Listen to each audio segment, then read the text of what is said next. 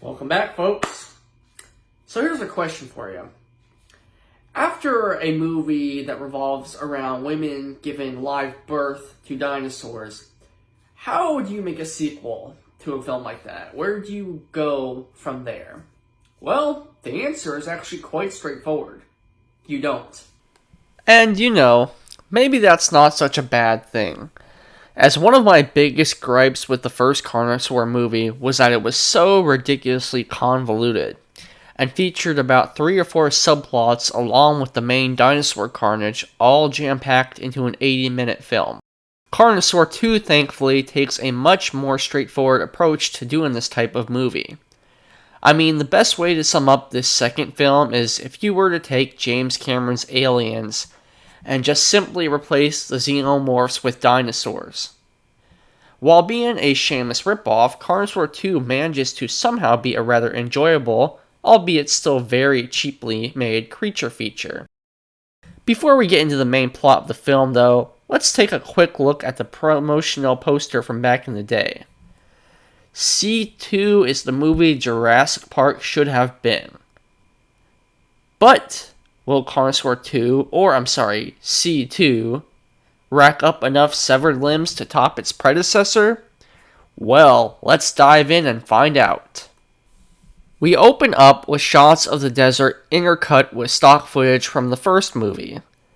Then this guy with the fedora here is seen inspecting some cables that apparently got the shit torn out of them by something. He then gets attacked by an unseen creature.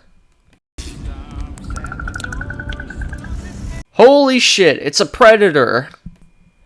No, I'm just kidding. It's a raptor. Apparently the presence of dinosaurs also makes this dude really angry.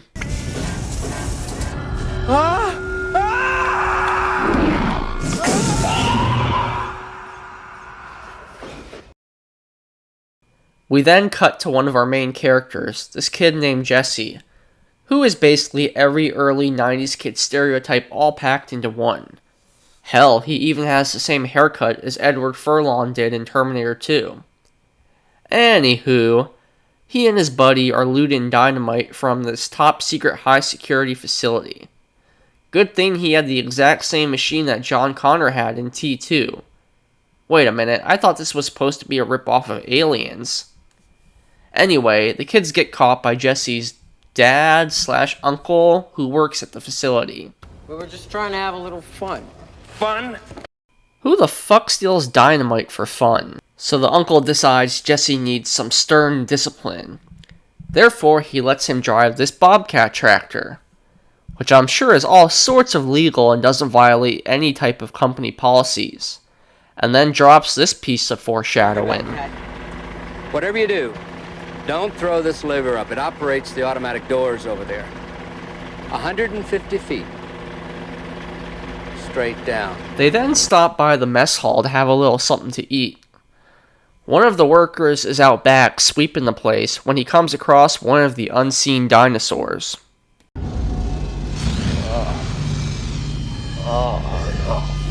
What's up with people in these Carnosaur movies not reacting to seeing a real live dinosaur in the flesh?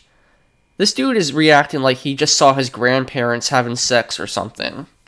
Anywho, this nice bonding moment is unfortunately interrupted when the dude who was cleaning out back comes crashing through the window. It's sorta hard to really tell what is going on during the rest of this scene. We get shots of more people being thrown across countertops, into walls, a shot of a severed arm, which is intercut with sounds of the dinosaurs growling.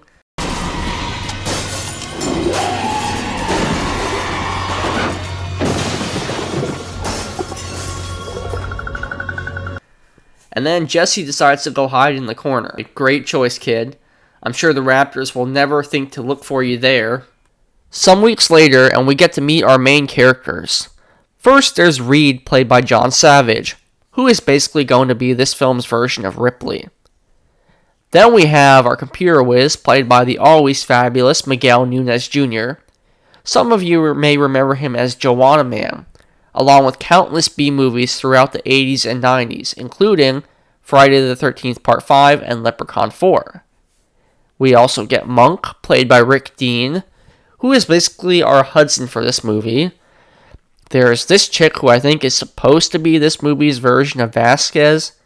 And then we get the pilot as well as the captain, whom I'm not going to bother giving formal introductions, since not only are both of them probably not going to live very long, but they're honestly both pretty boring and forgettable. So these folks are being sent on a mission by Paul Reiser, Cliff DeYoung, to investigate the disappearance of the crew at the nuclear mining facility. I guess they're supposed to be engineers and they don't have any sorts of weapons, which would make sense if they are indeed engineers, but this movie is ripping off Aliens after all. So I'm a little perplexed as to why they didn't just make them soldiers instead. Only that would actually make sense. During the helicopter ride, we get plenty of antics from our colorful cast of characters here, including a straight ripoff of Apocalypse Now.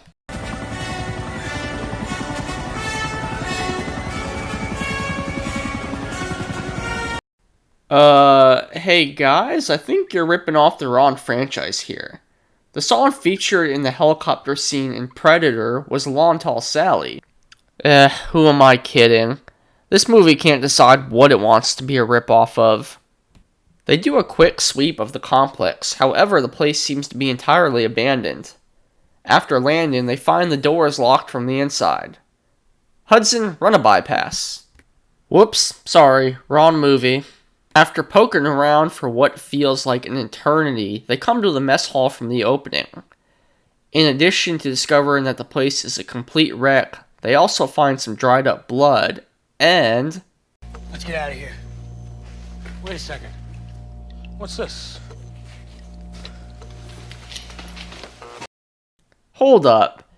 You're telling me that this kid managed to avoid detection by the raptors simply by hiding in plain sight? How stupid are these dinosaurs? So, after 30 minutes of jack shit happening, we finally get our first attack scene, and oh boy is it just riveting. Oh, you copy?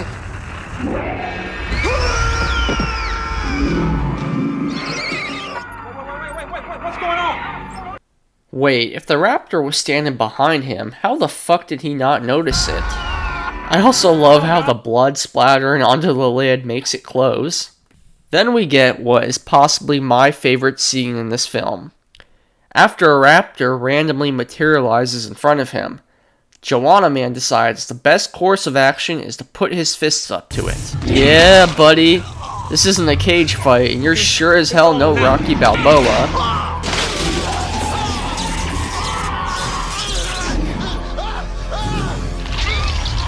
Now, I'm no paleontologist, but I'm pretty sure raptors were not designed for climbing, let alone being able to climb up a smooth surface like this. But then, I remembered, we're ripping off Aliens, so I guess I'll let it pass. The pilot makes her way back to the chopper in an attempt to save the rest of the team. But, she discovers she is not alone. So we basically get a B-grade version of the dropship attack sequence from Aliens. And you know, it was awful considerate of this raptor to close the door behind itself.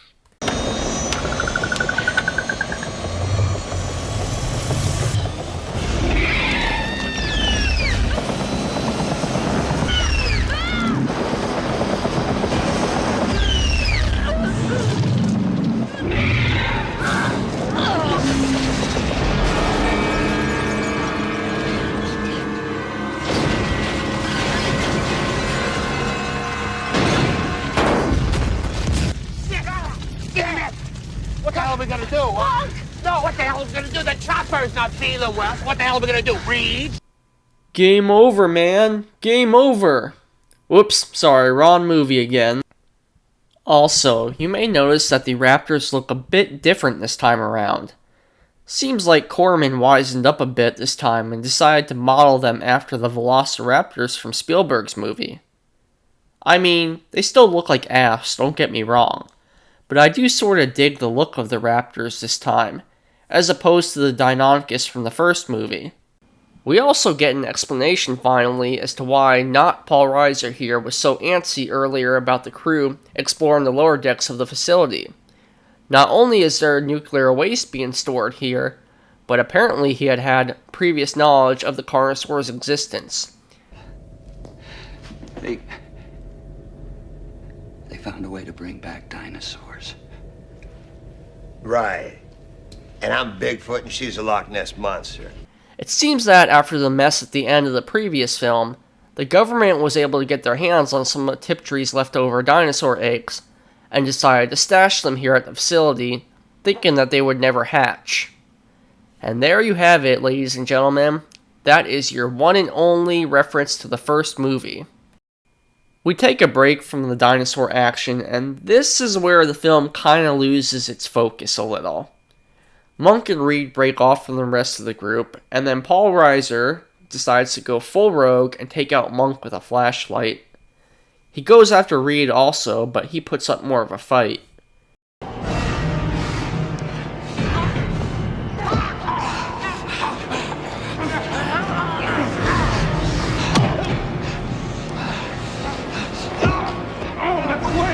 Those things are gonna kill us, McQuaid! Oh!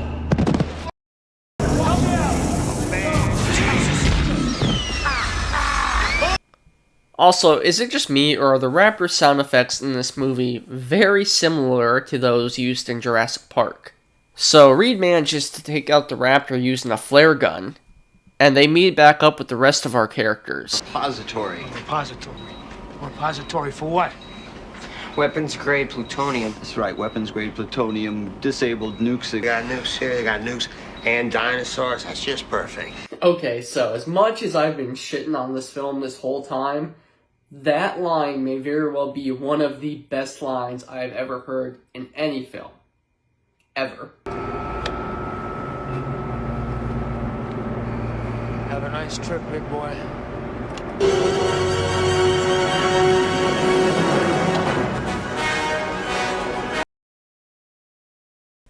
After realizing the raptors have broken through the barricade and that there is an impending nuclear explosion about to happen, our characters are able to get in touch with the rescue team. However, as they make their way towards the upper levels of the complex, they run into a few problems. Then the highly intelligent and organized velociraptors decide to start munching on a pipe right next to the explosives our team put together, thus setting off a tripwire and blowing themselves up in the process.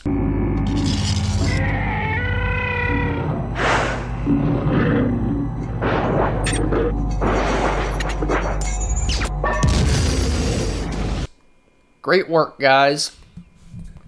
I do have to say though, as much as I could still rag on this film for its cheap looking dinosaurs, I can say with 100% honesty that the dino effects used here have improved massively since the previous movie. Sadly, this is about as good as the dinosaurs will ever look in this entire franchise. They get attacked by a hand puppet, and after getting into the elevator, one of the raptors decides to straight up pull a Matrix move and attacks the humans while dangling from the top of the elevator shaft. It snatches up the woman and pulls her up into the ceiling.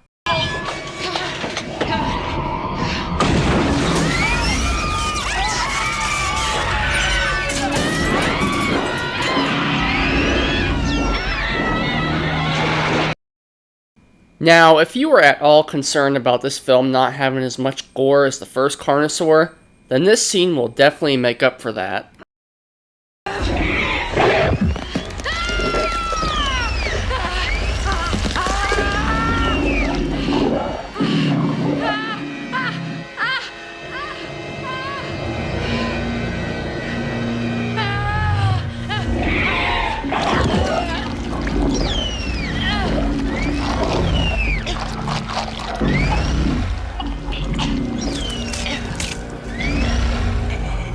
God damn, who did she piss off?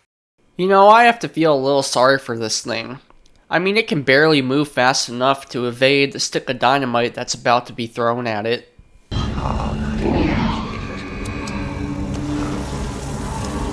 Get the kid out of here! Oh wait, now it can, thanks to choppy editing. Next, we have what is basically our equivalent of the ventilation chase scene from the end of Aliens. in which our remaining characters find themselves being pursued through the tunnels by the hungry carnivores. Monk gets injured when one of the raptors sets off a tripwire right next to him. McQuaid decides he's tired of being Burke and wants to play Gorman now, so he decides to go back for Monk, whom I guess is now taking the role of Vasquez for this movie. We're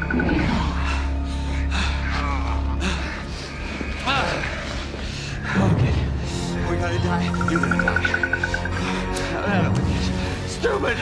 Slither! Now come on! Now come on, eat this!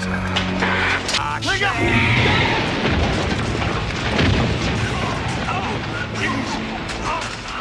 The explosion causes Reed to lose his footing, and wait, did he just throw himself over that railing? I can't!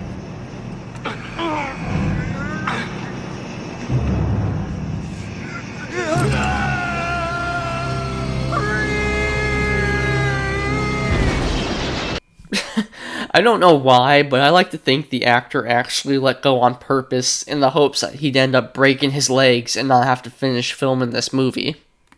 Jesse makes it to the surface just as the rescue team is arriving, which includes Michael McDonald from Mad TV. Despite the rescue team's protests, Jesse decides to go back for Reed, and they find themselves surrounded by the mutilated remains of the rest of the crew, when all of a sudden, a series of loud, thundering footsteps is heard. That's right, it's the motherfucking T-Rex, this time taking up the role of the alien queen for this movie.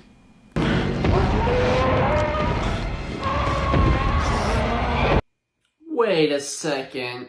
I've heard that roar before. Also, where the hell has this thing been hiding this entire time?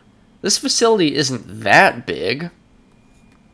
After a brief chase sequence, our characters get into the elevator, and despite using its head to break through a solid concrete barrier in the previous movie, the T-Rex is somehow unable to smash through this flimsy metal cage.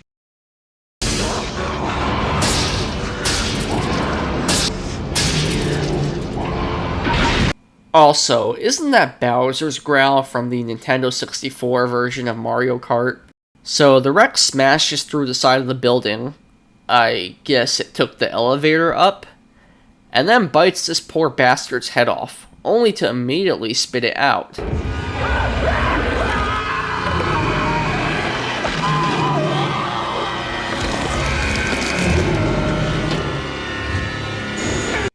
Maybe he's a vegan T-Rex?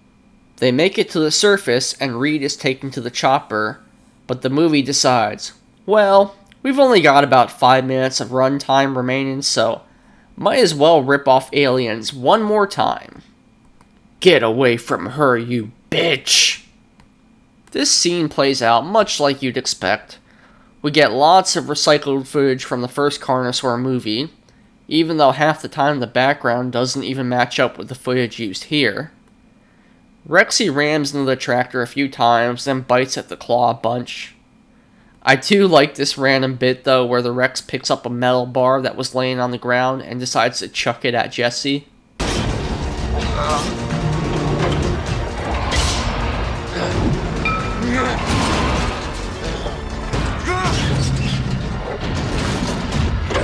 The effects used on the animatronic Rex here are a whole hell of a lot better than those used in the previous movie.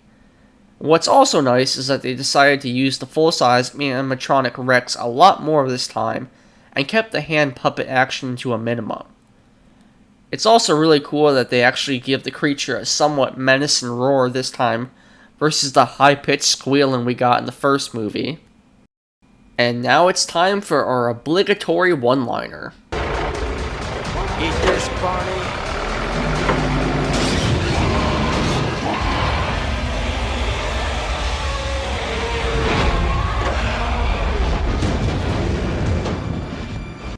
Well, I guess it's still better than I hate wildlife.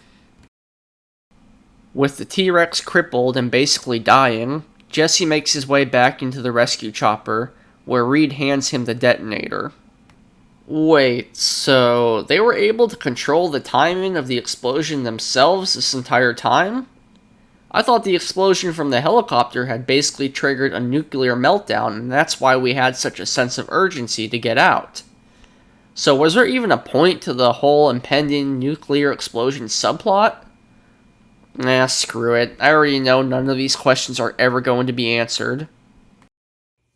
Well, that was Carnosaur 2, or I guess C2, as some people would call it. And, well, it's a lot more fun than the first Carnosaur movie, I'll give it that much. I mean, make no mistake, it's still pretty bad, even by low-budget ripoff standards. This film is an almost beat-for-beat retelling of the events seen in Aliens, only done so in hilarious low-budget fashion. The dinosaur effects, while still on the cheap side, do show a massive improvement over those used in the previous movie. Basically, the only reason anyone would really sit down and watch this entire series would be to see humans get chased by rubber dinosaurs, as well as for some hilarious and over-the-top gore, which there is a pretty decent amount of that to be found here. Honestly, despite its shortcomings, I will say Carnosaur 2 is my personal favorite out of the original trilogy, and the one I remember watching the most as a kid. Plus, I mean, this is basically the closest we'll probably ever get to a live-action Dino Crisis adaptation, for those of you who may have played that game growing up. So I suppose that is another plus I can give this film. Well, guys, that about wraps it up for this one. Please, if you enjoyed this video, like, comment, subscribe. Check out that Patreon. I'm going to post a link to that in the description below. There you will find all kinds of exclusive content, including early access to my videos, and also certain videos that do not make it onto the YouTube channel. And definitely consider donating, because it does me a big favor and allows me to put out more exclusive content for you guys here on YouTube. So lots to look forward to over there, and definitely don't hesitate to let me know on any movies that you want me to watch or review. And until next time, ciao for now.